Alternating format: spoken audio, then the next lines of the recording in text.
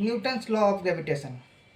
It states that every body in this universe attracts every other body with a force which is directly proportional to the product of their masses and is inversely proportional to the square of the distance between them.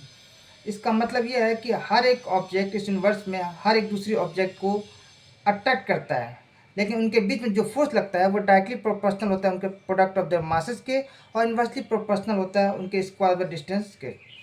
मान लीजिए हमारे पास दो objects है ए और B, इनके बीच में दूरी है आर, इसका मास है m1 और इसका मास है m2, इसके बीच में जो फोर्स लग रहा है वो F है।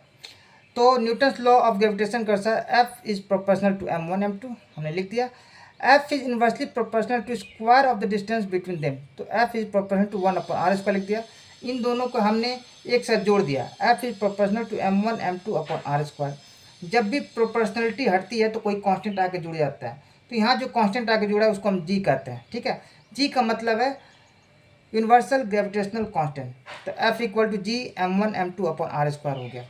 ठीक है, अगर m1 की वैल्यू और m2 की वैल्यू 1 kg हो जाए और डिस्टेंस हमारा 1 मीटर हो जाए इनके बीच की दूरी, तो F का फॉर्मूला क्या होगा? F equal to G, m1 की वैल्यू 1 रख दिया, m2 की वैल्यू 1 रख दिया और r की वैल्यू 1 रख दिया, तो F इक्वल टू हमारा जी आ गया। जो ग्रेविटेशनल कांस्टेंट होता है वो स्केलर क्वांटिटी होती है।